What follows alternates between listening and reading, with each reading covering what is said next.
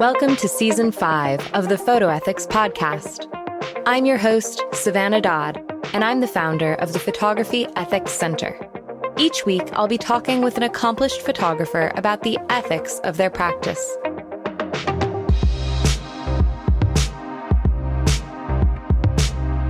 Today, in episode number 7, we'll be talking with Aryan Musleh about storytelling on social media. Aryan is a seasoned curator, photographer, communications specialist, and social media content developer from Afghanistan, with 9 years of experience in photography and photojournalism. He founded and serves as the managing director of Everyday Afghanistan, a nationwide online photography platform affiliated with the Everyday Project's global community. This platform, comprised of 200 contributors from across Afghanistan, promotes storytelling among local photographers and photojournalists. Aryan's photographic work primarily focuses on capturing the everyday lives of Afghan people with an emphasis on the themes of visual representation and storytelling. His efforts have significantly advanced visual storytelling in the country by fostering a community of local photographers.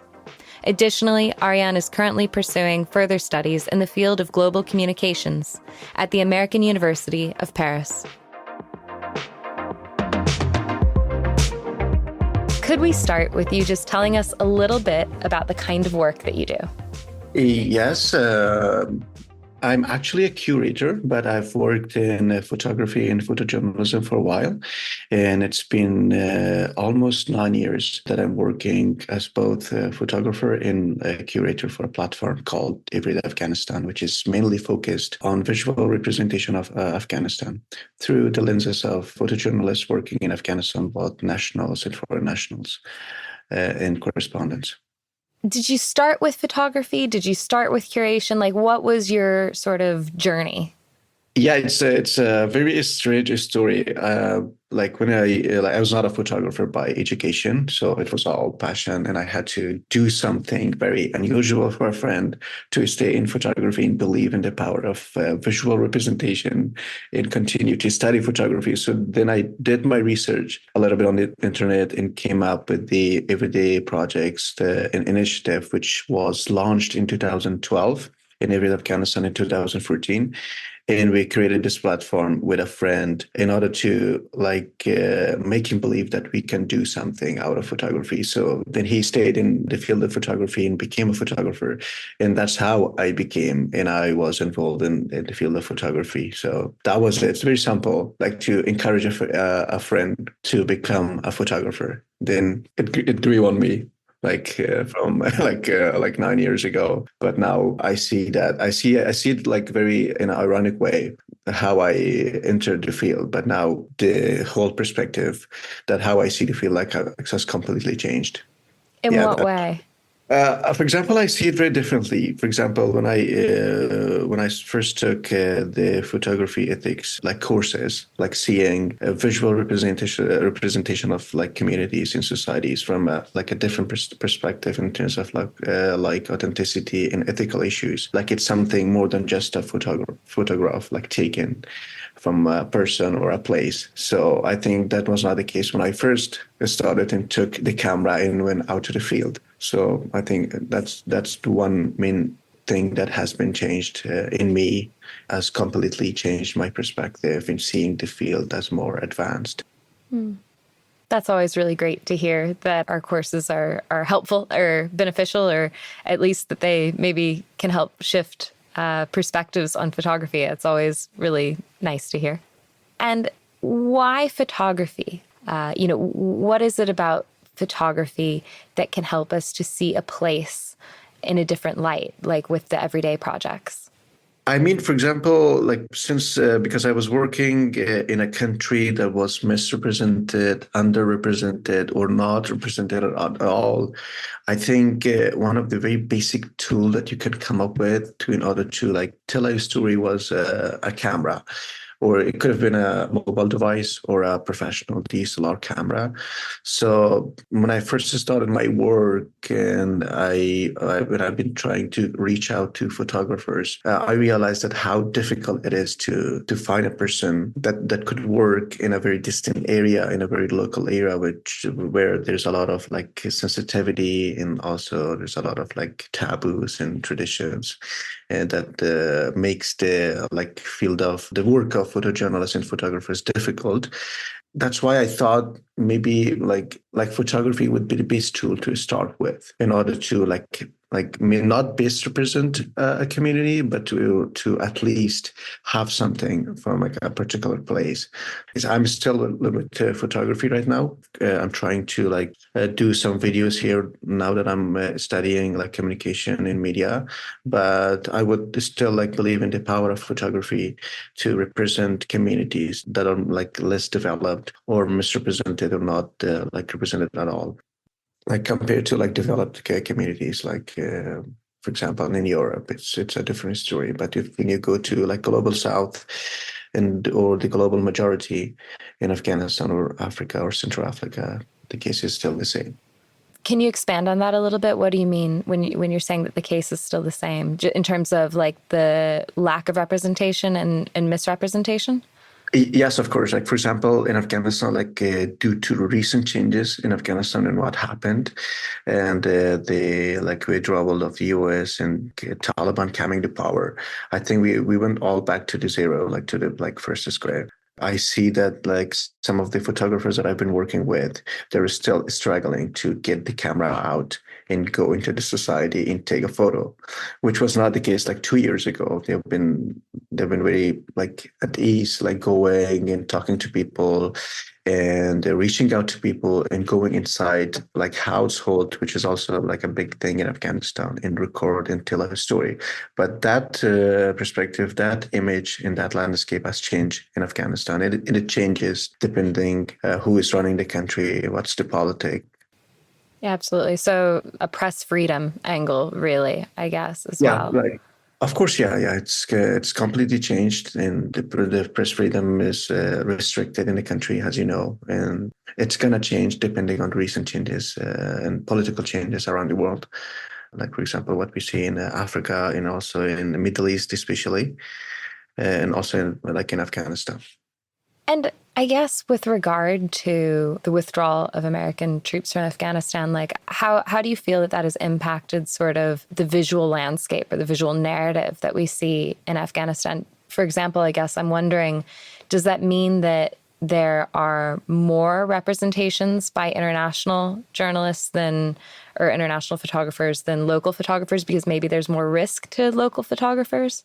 I think because I've been working with this big network of photographers on my platform, and one of the reasons that I'm lacking like materials today is because the photographers that I've been working with are not feeling comfortable, or most of them left the country after the US withdrawal because they did not feel safe to work anymore as artists or photographers. I think everything has changed. It has changed in a very unexpected way. And I feel that the country is not well represented because people, and especially journalists and photojournalists, cannot work freely. So I would say the country is misrepresented still, and underrepresented as well, because of the restrictions applied to like press freedom and journalists and photographers. And I'm wondering, you said that on Everyday Afghanistan, you feature both local photographers and international photographers. And I wonder, in terms of international photographers, if you had any advice maybe for international photographers who were coming to photograph Afghanistan, what can they do, or what should they do to prevent replicating a misrepresentation of Afghanistan? Or what could they do to better contribute to the visual landscape of Afghanistan?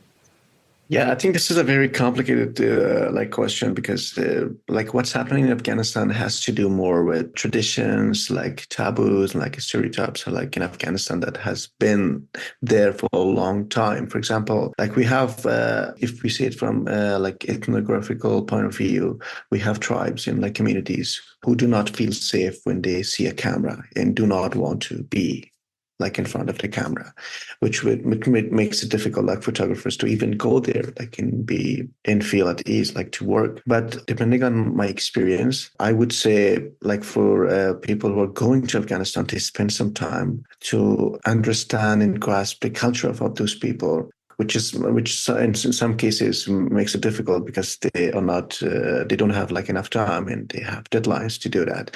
But if they give themselves some time to spend some time with those people and find people so that they can talk like easily with them to really understand what's going on in that small community or like society, I think that this would make their work more authentic and more acceptable to the wider community outside Afghanistan or maybe within Afghanistan, because people know what's coming out of Afghanistan, with whether it's true or not, with whether it's authentic or not. No, absolutely. I think time is something that comes up time and again, in this podcast. It's something that we often do feel time strapped, strapped for time. But it's been such a theme of something that I think is really where investment is needed, both I guess, on the part of photographers, but also from the commissioning organizations, to budget for that time that allows them to spend quality time on the ground and get to understand the place where they're working.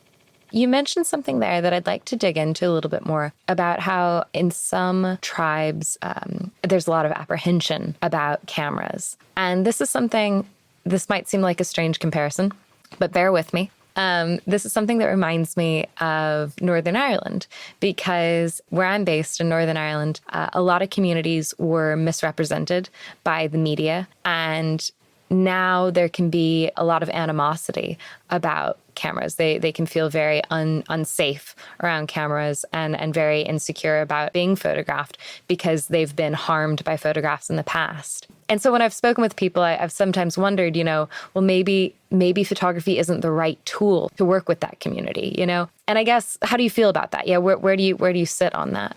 I think I agree with you. Like in this case, for example, in Afghanistan, we have like tribes and communities, as I told you, that are not comfortable like with camera. For example, when you go in the south of the country, like the tribes and like people who have been misrepresented in the past 20 years of like NATO and US presence in Afghanistan.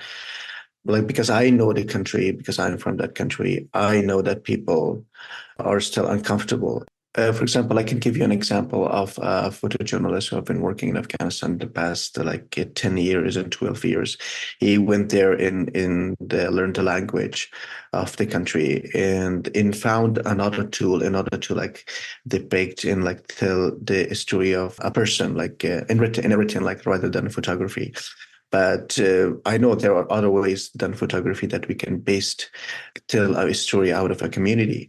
But still, like photography is photography, writing is writing, like videography, like the like three of them, like or any other tool, like tells a different story. Like for example, like photo is a freeze moment. Like you cannot know what's happening outside of photograph. But if you take a video, spend some time, like make a short documentary or short film of that, like a small community or anywhere, you would have another understanding or a different understanding of that community, which is basically different from like writing or photography. And I think it's going to be complicated, but it's going to be impossible.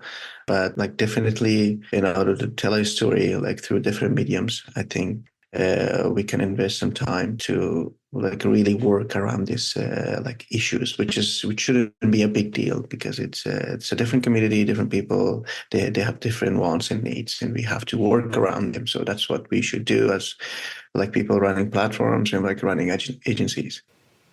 Totally. I think that's a really solid answer. And I think as well, it reminds me of this discussion about how ethics can be I think, often viewed as something that's limiting.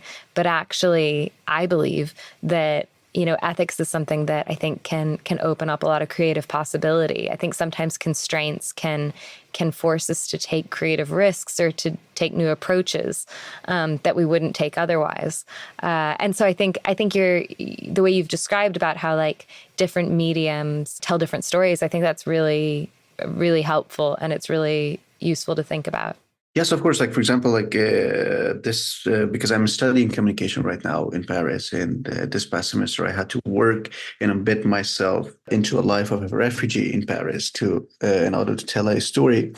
And I really find it difficult in a span of 1 month to get that person to really work with me. And in the end, I was not able to embed myself due to some like restrictions that I had with this person. And he had like different wants and needs, and I had to respect, so that I had to change my whole pitch about that, about that short documentary.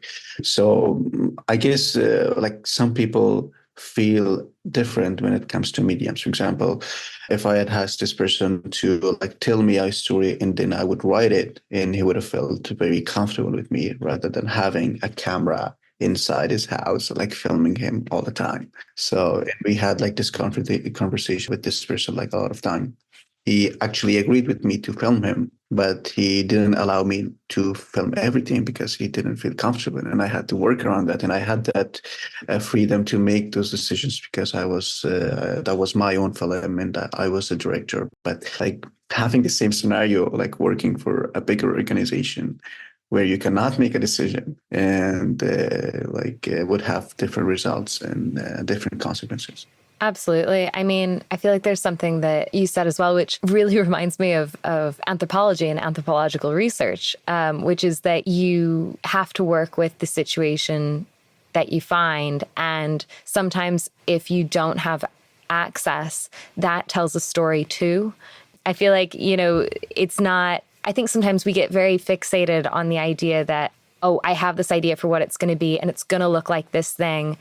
And then we don't have that maybe flexibility or the confidence or the creative thinking to pivot on the spot and say, oh, actually, this is just telling a different story. This isn't the story I thought I was going to tell. Or in anthropology, this isn't the data I thought I was going to get. Maybe you do 10 interviews and you're expecting to get this finding, and you find that nobody actually cares about what you're asking in anthropology, for example. The fact that they don't care, that's useful too, So I think that we can always make something from these things, I think, even if it's not what we think we're going to make. Does that make sense?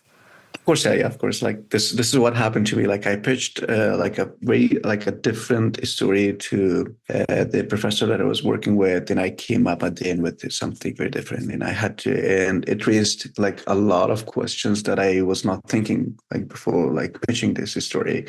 And then I found out, I realized different factors and different realities about the subject that I wanted to work around, like refugees coming to another country, and also that the specific person coming from a different culture and integrating into another culture. So yeah, that's what I loved about it, even though I couldn't completely finish what I wanted to finish. Like I was imagining like some scenes and some stories into my film, but yeah, I came up with something which was like fascinating in a different way, like to learn and discover other realities about the work that I was doing, and which is hard to understand, like before, like starting and going into the field and doing actually something. Totally. I mean, I think you've also hit on a point that's come up a lot in this podcast as well, which is that it's important to do background research. It's important to think through the possibilities and the ethical risks to the people that we're working with. But there will always be things that we can't anticipate or didn't anticipate.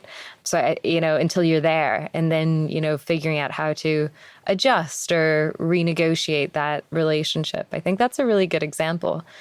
Are there any ethical challenges that you have encountered as a curator on a platform like Instagram?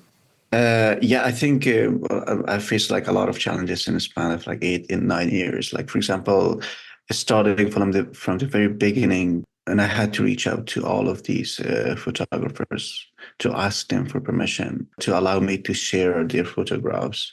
Like compared to today, that I'm like considering as much as ethical standards that I can, for example, in text, in editing, in cutting the photograph, and like who is in the photograph, whether they have their consent or not. So it's getting much complicated and slow in the process, but it's acceptable to me, if, like from my perspective, because I know if I get one story right, regardless of like maybe like one or two story like in a month or like 2 months, it's fine with me. But I'm not having these standards, like not having these conversations with photographers and like people who are represented inside the picture or inside the visual would make it very difficult for me, like to like maybe answer later if anything comes up or any ethical issue comes up in the future, which it will, because people like sometimes people are not aware of what they're doing on what they've been involved in. For example, like we had issues in the past that people and photographers have been working in fields, and I've taken some pictures and photographers, for example, in Afghanistan, like women. It's a very sensitive issue when you include them in a photography, and you have to be careful. That's why journalists and photojournalists cannot go inside household and photograph. Is that like Afghan men that hold very secret and like sacred, like because they don't want people like strangers to go inside their houses. I think it's a long list when it comes to like ethical issues, like asking for consent, and also not editing the photograph and like changing, like bringing some change, just some changes that would completely change like the whole story. These are like the complicated like challenges that I'm currently facing as like still. Even though I've been improved in my work like for the past 9 years, but it's still like the rules are basic and everyone has to like apply them to their works so that we can have something original, something authentic, something that's very like close to reality. I guess, at risk of plugging another thing that we do at the Photography Ethics Center, but is it useful for you as a curator when you are looking at images to consider sharing to your platform? Is it useful to see something like a statement of ethics from the photographers that you work with? Does that give you maybe a confidence that the photograph has been negotiated in a ethically sensitive way? Like, is that something that you look for? I think so. Yeah, I think that would make it much easier. But for me, like each photograph is a different case, and I have to deal with it like differently. Like for example, I work with correspondents and photographers who are working like for agencies like AFP or Reuters or other agencies. I feel more at ease because I know they have like signed up some like ethical or like statements before like starting that job. But I have to like be careful when it comes to like local photographers, because I know that they just go out in the field and just take out their camera and just take these shots. But yeah, I think that would make it a little bit easier, but I have to like deal with each and every photograph differently. And I have my own questions when it comes to like sharing and curating a text or a photograph and put it on the platform and online and expose it to a much wider audience.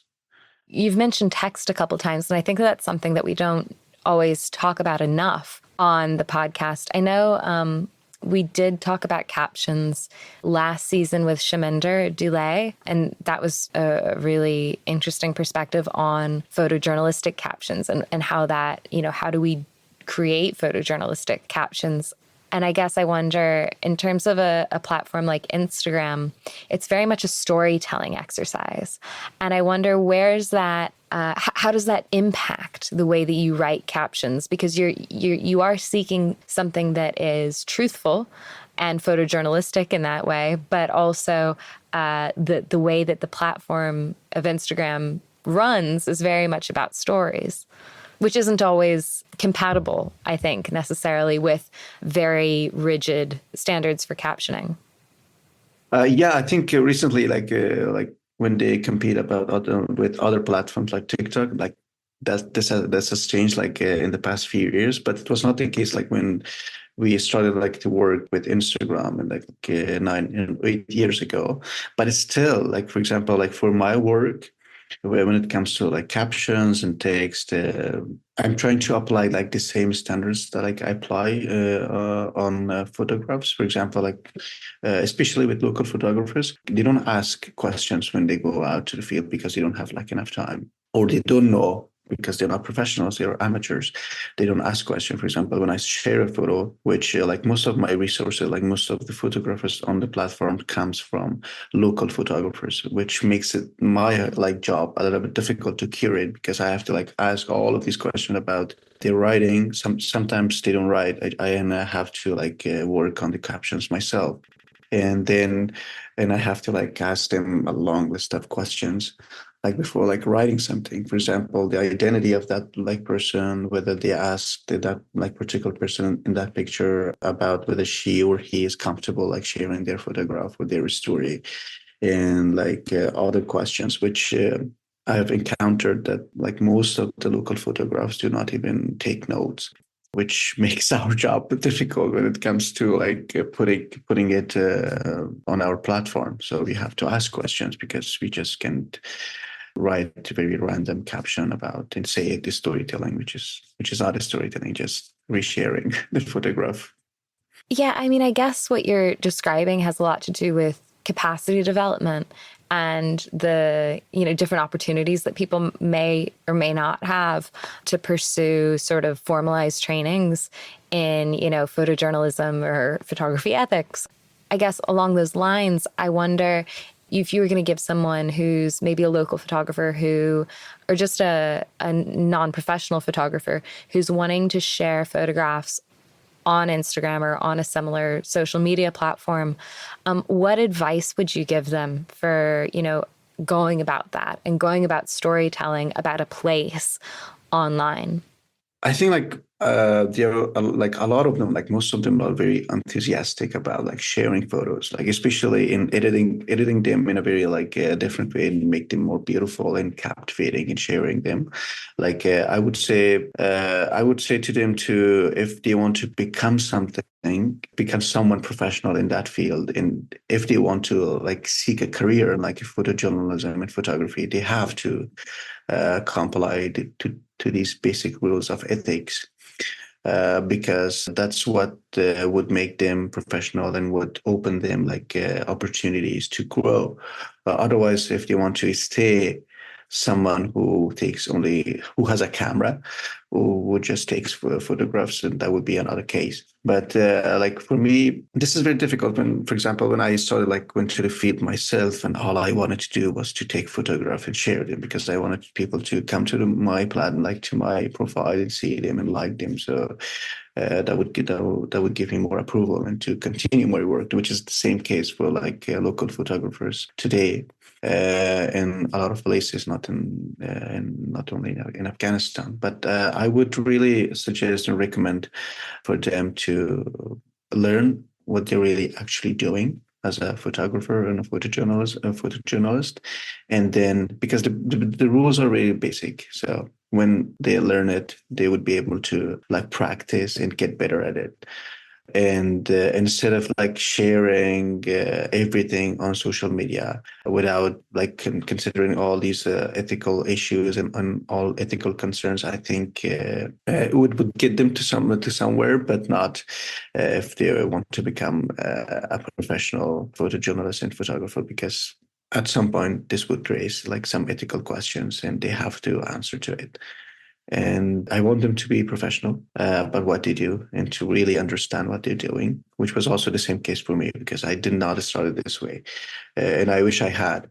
And but now I'm considering, because my process is slow, but it's more ethical. Not maybe not 100%, but it's more ethical compared to what I've been doing at the beginning, and I can answer to a lot of questions right now, which I couldn't back in the day, and which makes my job a lot easier than before.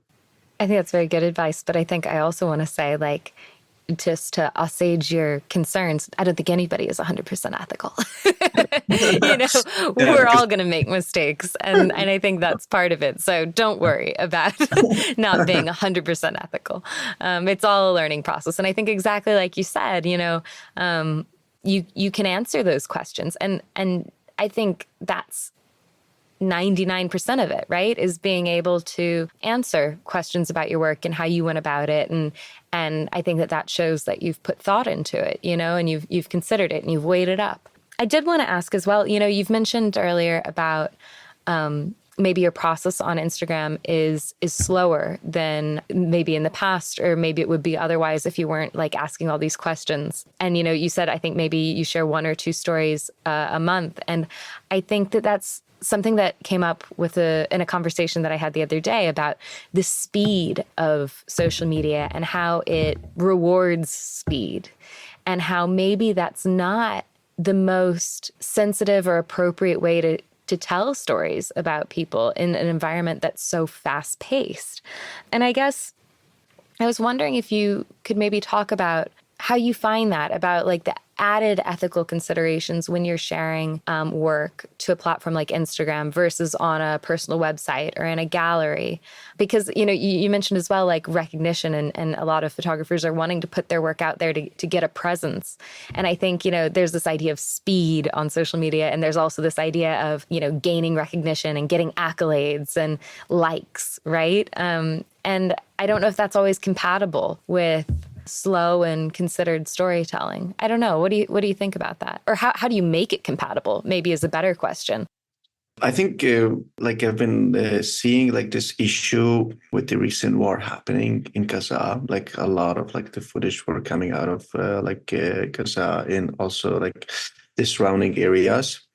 It was all about the speed, and I actually like digged into that issue. Like, for example, like from my perspective, what we share like in speed, and what like bring us to this like term that we call hyper normalization, that which would make it like, for example, if we share one story like a lot, and we see it a lot on our like feed, for example, like scrolling down, scrolling up, and we see all the time like these footages coming out of anything. For example, like if we give the Israel and Gaza war, would make something very normal to us, which is like a big issue, like in storytelling. For example, if you see something a lot, then that thing becomes a fact. Then that thing becomes it becomes a routine, and you believe that that's the truth, which in a lot of cases is not true. For example,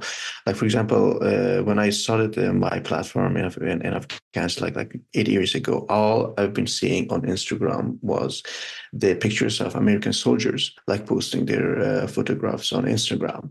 And when I've been going to the Afghanistan hashtag, it was all like their pictures, and I know that people only thought of that specific country, that specific place, as like American soldiers like sharing their pictures, and nothing of other people like sharing their own stories. For example, local photographers, and also like photographers who came late to the country, and which they told a different story of that country.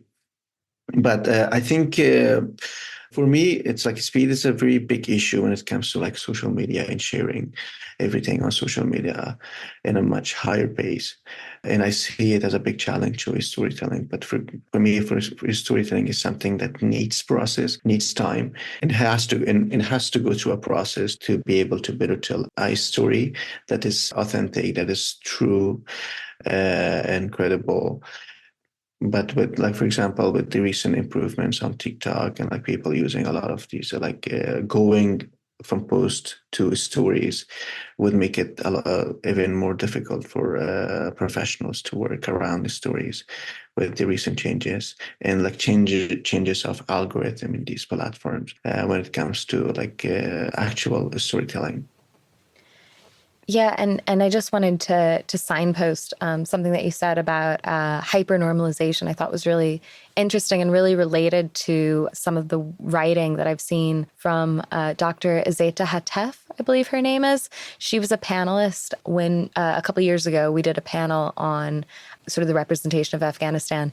And she wrote an article in The Conversation about sort of the, I guess, hypernormalization of Afghan suffering. So I'll link to that as well in the show notes, because I think that would be a relevant source to point to. Is there anything that I should have asked but didn't? I think, and I wanted to add about like something about hypernormalization, like was the case, especially when it came to like a war in Gaza and like Israel. Like I see, like for example, I'm involved because I'm studying communication. I've been involved in like a lot of like conversation like surrounding this topic. Like this completely changed this perspective of people like not living in that specific area or not going through the same experience or not experiencing like the same culture or not being from the same culture, which in only consuming through like social media just completely changes like there's perspective, and that's what they believe in. For example, in case of Afghanistan, what happened in 2001 after the fall of the Twin Towers, and they believed what they saw in television, and we were still going through that same challenges that we had, and that we still have to really represent the country like what it is like in reality. And it's been like 24 years and 25 years that we haven't been able to really change that perspective, which was left out back in 2001 with the media showing like just the others, like the one side of the country, like just showing war and destruction. And that's what it does, like social media, to the amount of people who are only saying one thing on social media. And I think like visual representation here like plays a very important role when it comes to like representing like communities and societies in a much more diverse and much more accurate like in best represented way. So like I believe in the power of like visual storytelling and visual representation more than ever today. And one question that I like to ask everyone on the podcast is, what does photography ethics mean to you? It means like a lot to me. Like, for example, it means that we get these stories right. We represent the people as they want to be represented, which is very important. And I would say like everything about when it comes to visual representation, it's all about ethics. And it's the cornerstone of having a community represented through visuals. So it's all about that. It's very like it's basic, but it's a stepping stone and the cornerstone of like starting to telling a story. And it has to be there when a story lacks any ethical issues, like any ethical considerations. It's not complete. It's misrepresented. It's biased, and it's all based on assumptions and in cliches and stereotypes. So that what it means to me. It's the pillar of like visual storytelling. Thank you very much for listening to this episode of the Photo Ethics Podcast. The aim of this podcast is to share new insights about photography ethics with others. So if you heard something you liked, please share this podcast with someone who would appreciate it. You can also rate and review us on Spotify or Apple Podcasts. Join me next week when we hear from Alicia Bruce on collaboration and advocacy. In each episode of the podcast, we ask our guests, what does photography ethics mean to you? This is a question that everyone in the photography industry should be able to answer. That's why the Photography Ethics Center is asking you, our listeners, to commit to writing and publishing your own statement of ethics. Visit www.photoethics.org/ethics to learn more and to take the pledge committing to ethical transparency, accountability, and awareness. That's www.photoethics.org/ethics.